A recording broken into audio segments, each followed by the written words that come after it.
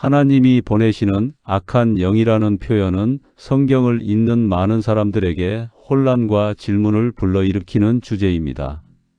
일반적으로 하나님은 선하시고 거룩하신 분으로 이해되기 때문에 악한 영을 보내신다는 개념은 직관적으로 받아들이기 어렵습니다. 그러나 이 표현은 성경의 특정 맥락 속에서 이해해야 하며 하나님의 주권, 인간의 자유의지, 그리고 심판이라는 주제와 깊이 연결되어 있습니다. 먼저 이 개념을 이해하기 위해서는 성경에서 약한 영이 등장하는 대표적인 사례를 살펴볼 필요가 있습니다. 구약 성경 사무엘상 16장에서는 하나님께서 사울 왕에게 악한 영을 보내셨다고 기록되어 있습니다. 이 사건은 사울이 하나님께 불순종하고 점차 그분의 뜻에서 멀어지면서 시작됩니다. 하나님은 사울을 왕으로 세우셨지만 그의 지속적인 불순종으로 인해 결국 그를 떠나시게 됩니다.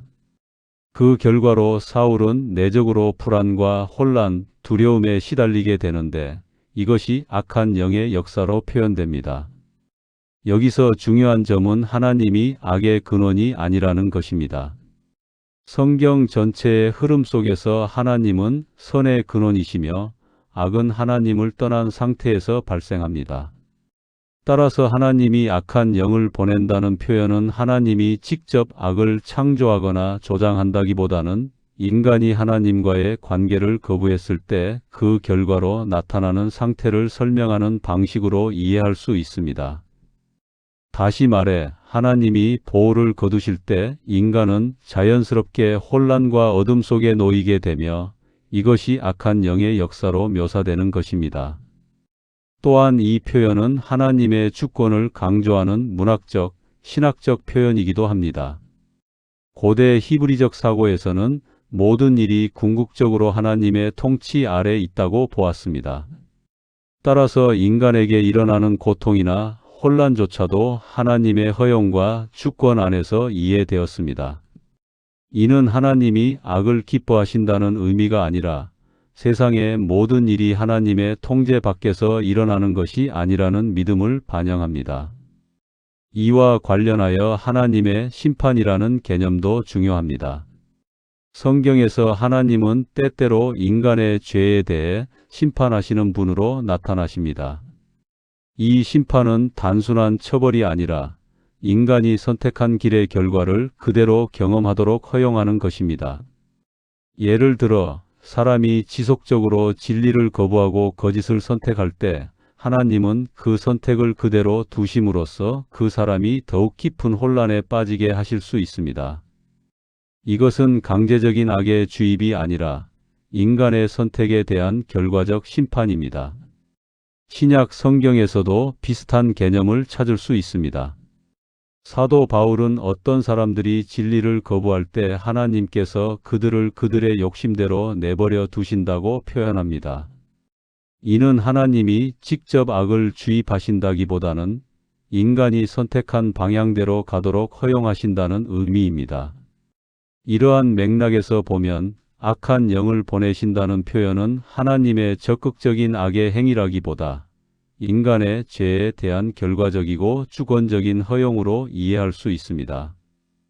이 주제를 보다 깊이 생각해 보면 인간의 자유의지와 책임에 대한 중요한 교훈을 발견할 수 있습니다. 하나님은 인간에게 선택할 수 있는 자유를 주셨으며 그 선택에는 반드시 결과가 따릅니다. 하나님과의 관계를 유지하고 그분의 뜻에 순종할 때는 평안과 보호가 따르지만 그 관계를 거부하고 자기 중심적인 길을 선택할 때는 혼란과 고통이 뒤따르게 됩니다. 성경은 이러한 현실을 다양한 표현으로 설명하며 그중 하나가 바로 악한 영이라는 이미지입니다.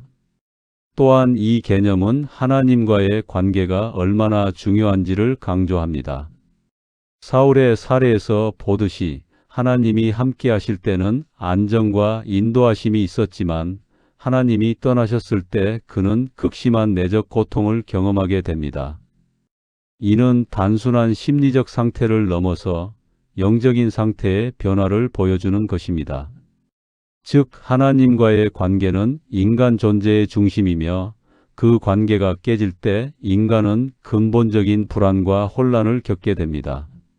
마지막으로 이 주제는 하나님의 공의와 사랑을 함께 생각하게 합니다. 하나님은 죄를 가볍게 여기지 않으시는 공의로운 분이시지만 동시에 인간이 회개하고 돌아오기를 기다리시는 사랑의 하나님이기도 합니다.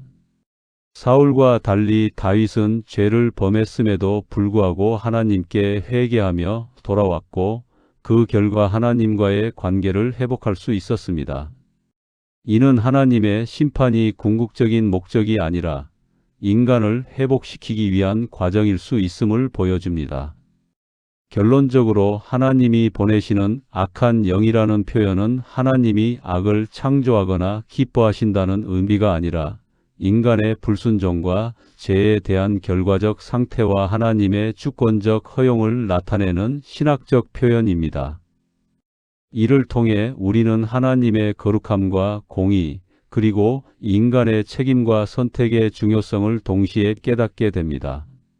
이 주제는 단순히 이해하기 어려운 구절이 아니라 하나님과의 관계 속에서 살아가는 삶의 본질을 깊이 생각하게 만드는 중요한 신앙적 메시지를 담고 있습니다.